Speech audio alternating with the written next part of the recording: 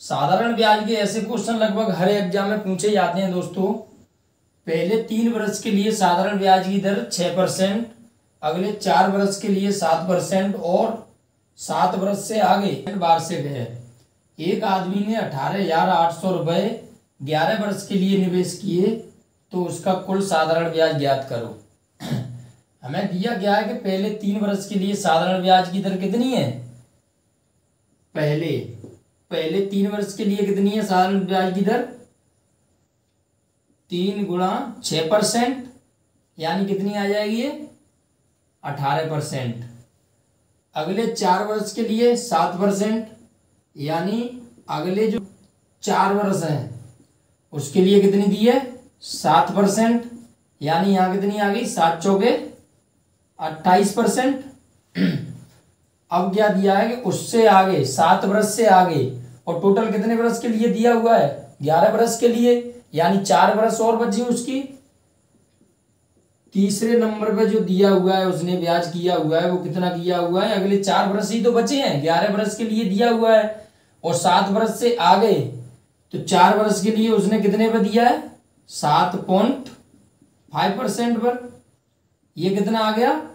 30%। अब इसको हम टोटल जोड़ देंगे। 8 और 8 16, यहाँ बची 1 और 1 2 और 2 4 और 3 7, यानी 76%। इसको कुल कितना ब्याज मिलेगा? 76%। और मूलधन कितना है? 18,000। मूलधन कितना है? 18,800। अब 18,800 है, इसका हम क्या करेंगे कि 18,800 का 76% निकाल देंगे।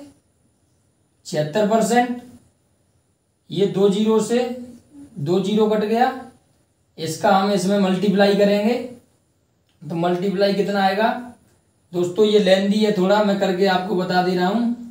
188 गुणा 76 यानी 46, फिर 48 और 4 52 और 6 1 6 और 5 11, 7 8 56, फिर 7 8 56 और 5 61 और 7 1 7, 7 और 6 13।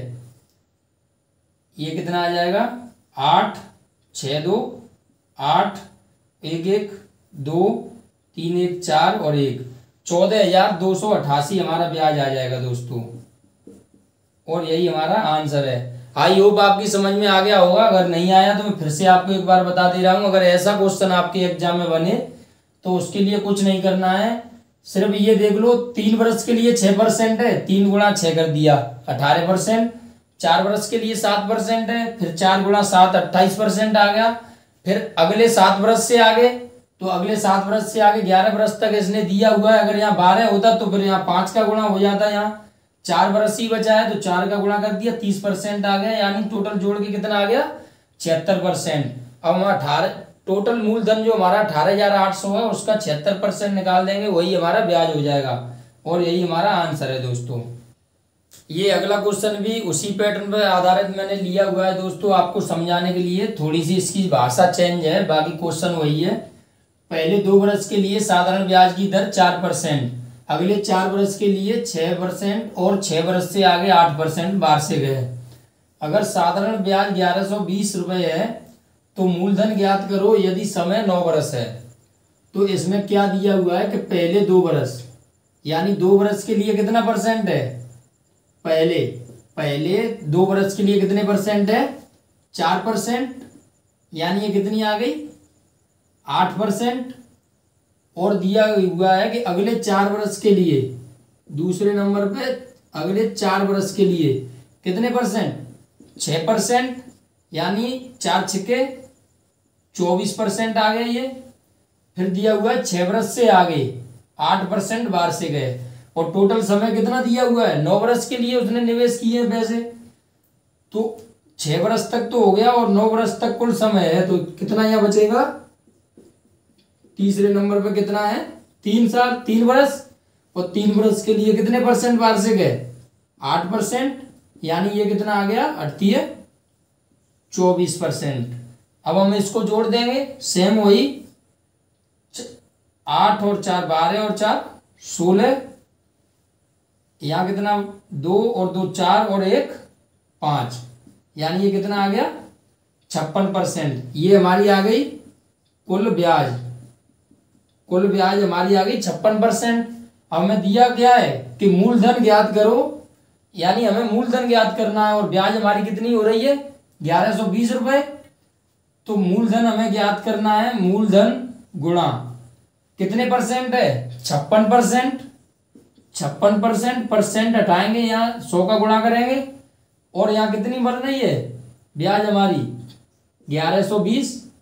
ये जो 1120 बन रही है 56% ही तो बन रही है ब्याज। तो अब हम इसको काट लेंगे, ये काट लो 4 से, 4 1 4 और 4 चौके 16, यहाँ 4 से काटेंगे 4 2 8 और 4 8 32 0, फिर 14 से काट लो डायरेक्ट, 14 दूनी 28 यानी 20 आ गया। 20 का इसमें गुणा हो जाएगा, यानी मूलधन बट्टे 100 बराबर कितना आ गया 20। इसका यहाँ क्रॉस मल्टीप्लाई हो जाएगा, तो मूलधन हमारा कितना आ गया दोस्तों 20 और 2 जीरो यहाँ कर दो 2000, और यही हमारा आंसर है दोस्तों। अगर ऐसा क्वेश्चन आपके एग्जाम में बने तो क्या करना है कि पहले 2 वर्ष के लिए कितने परसेंट है 4%, इसका इसमें गुणा कर दो, फिर अगले 4 वर्ष के लिए 6% है, फिर गुणा कर दो 24 आ गया, फिर अगले 6 वर्ष से आगे, ये यहाँ थोड़ी समझने वाली बात है कि 6 वर्ष से आगे और टोटल समय दिया हुआ है 9, यानी बचा कितना 3 वर्ष, तो 3 वर्ष गुणा 8%, 3 अट्ठे 24, 24% हो गया। इसको जोड़ेंगे तो 24 दूनी 48 और 8 56% आ गया। अब यहाँ क्या करना है हमें कि मूलधन पूछा है और ब्याज हमारी दी हुई है 1120 रुपए, या तो हम डायरेक्टली सीधे सीधे 56% बराबर 1120 कर लेते, यानी 56% जो है इसकी वैल्यू ही तो है 1120 रुपए।